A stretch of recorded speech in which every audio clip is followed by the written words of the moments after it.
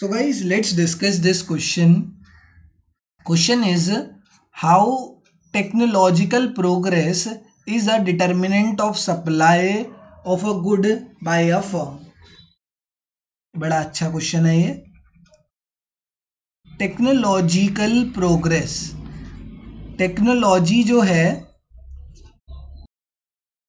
Technology is also the determinant of supply. Technology अगर अच्छी होती है तो सप्लाई इंक्रीज होती है, एंड टेक्नोलॉजी अगर ऑब्सोलेट हो जाती है, पुरानी हो जाती है, तो सप्लाई भी कम हो जाती है. रीज़न क्या है, इसके पीछे का कारण बताओ. अब जैसे यहाँ पर टेक्नोलॉजी प्रोग्रेस मतलब टेक्नोलॉजी में एडवांसमेंट देखने को मिल रही है मुझे, ठीक है, टेक्नोलॉजिकल एडवांसमेंट या टेक्नोलॉजिकल प्रोग्रेस देखने को मिल रही है. तो अगर टेक्नोलॉजिकल प्रोग्रेस या एडवांसमेंट देखने को मिलेगी तो मैं सेम इनपुट के अंदर I can get same input के अंदर मैं मोर आउटपुट जनरेट कर पाऊंगा. कैसे कैसे क्या मतलब हुआ सर? अगर आपके पास अच्छी मशीन है, ठीक है, नई टेक्नोलॉजी की मशीन है, कुछ ऐसे तरीके की मशीन आ गई है, तो आप उससे ना कम आउटपुट, कम इनपुट और कम एफर्ट्स में ज़्यादा आउटपुट निकाल सकते हो. जैसे आपने इनपुट्स लिए, जैसे मेरे पास ना शूज़ बनाने की कोई एक नई मशीन आ गई है, तो उसमें मैं जितनी भी सारी चीज़ें होती हैं, इनपुट में मेरा क्या क्या आता है, रबड़ हो गया, लेदर हो गया, गम हो गई, ये सारे मेरे इनपुट्स हैं जो मुझको शूज़ बनाने में चाहिए. वो सब इनपुट्स मैं डाल दूंगा इस मशीन में. कोई एक मशीन आई है नई मार्केट में, बड़ी टेक्नोलॉजिकली एडवांस्ड मशीन है, मशीन का नाम है मशीन एक्स, और ये मेरे को एक शूज़ बना के दे देगी, शू, ठीक है, एक एक पेयर बना के दे दिया इसने मुझे. इसने कितनी रबड़ ली, क्या कहते हैं, कितनी ले ली, चलो 10 ग्राम ले ली, 10 ग्राम गम ले लिया, लेदर ले लिया 50 ग्राम. तो इस हिसाब से इसने ये सारे इनपुट्स लिए और इस इनपुट से इसने 1 पेयर ऑफ शू बना के मुझे दे दिया. ये हो गई एडवांस टेक्नोलॉजी. अब जो मेरे पास पहली पुरानी ऑब्सोलेट टेक्नोलॉजी थी, उससे मैं इतने आउटपुट में एक शू नहीं बना पाता था. इसका डबल आउटपुट मुझे चाहिए होता था. जो पुरानी टेक्नोलॉजी थी ना, उसमें मुझे 20 ग्राम रबड़ चाहिए होती थी क्योंकि उसमें वेस्टेज ज़्यादा होती थी, 100 ग्राम लेदर चाहिए होता था, एंड 20 ग्राम गम चाहिए होती थी पुरानी टेक्नोलॉजी जो मेरी थी, क्योंकि उसमें वेस्टेज बहुत ज़्यादा थी. तो जो टेक्नोलॉजिकल प्रोग्रेस होती है ना, उसमें कम इनपुट से हम ज़्यादा आउटपुट जनरेट कर सकते हैं. क्यों ऐसा होता है? क्योंकि टेक्नोलॉजिकल एडवांसमेंट में वेस्टेज जो होती है वो मिनिमाइज हो जाती है, वेस्टेज कम से कम हो जाती है, वेस्टेज बहुत मिनिमाइज हो जाती है.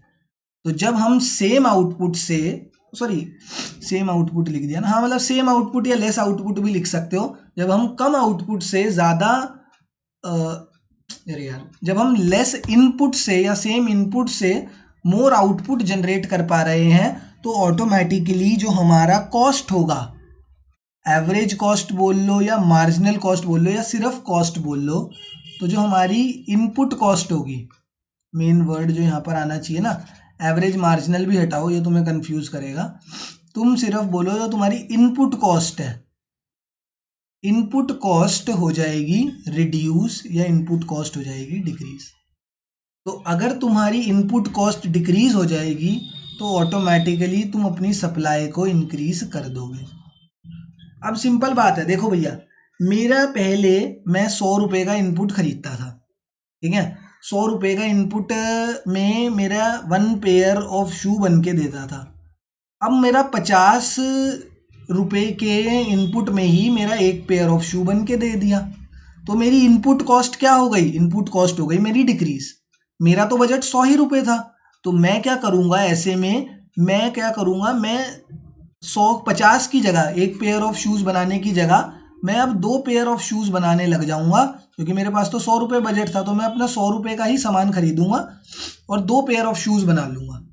तो सिंपल बात यही हुई कि इनपुट कॉस्ट कम होने की वजह से, मेरा तो बजट था तो मैं तो उतना ही खर्च करूँगा, तो अब मेरे लिए जो सामान था जो पहले 100 रुपये का पड़ता था वो हो गया सस्ता, तो मैं और ज़्यादा सामान और ज़्यादा इनपुट खरीद लूँगा, एंड जितना ज़्यादा इनपुट खरीदूँगा उतना ही ज़्यादा आउटपुट मैं बना पाऊँगा, एंड आउटपुट को ही सप्लाई बोलते हैं, उतना ही ज़्यादा मैं सप्लाई कर पाऊँगा. तो टेक्नोलॉजिकल प्रोग्रेस या टेक्नोलॉजिकल एडवांसमेंट से वेस्टेज होती है मिनिमाइज।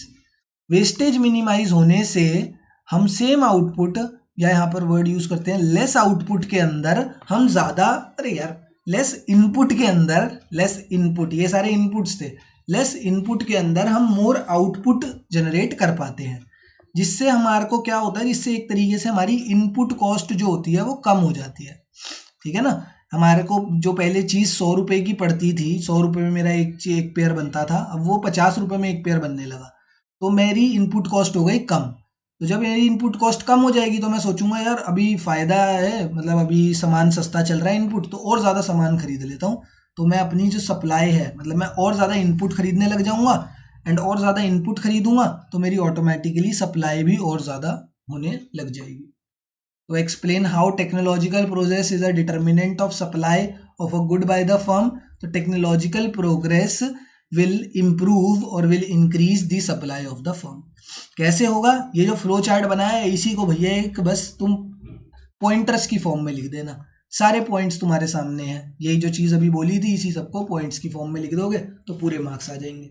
और साथ में एक हल्का सा फ्लो चार्ट भी बना दोगे तो 5 नंबर का क्वेश्चन होगा तो 5 भी पूरे मिलेंगे, 3 का होगा 3 भी पूरे मिलेंगे। फ्लो चार्ट और साथ में एक पॉइंटर, 3 पॉइंट्स लिख देना कि इसकी वजह से वेस्टेज मिनिमाइज होने की वजह से लेस इनपुट में मोर आउटपुट, जिसकी वजह से input cost will reduce and due to reduction in input cost supply of the firm will increase.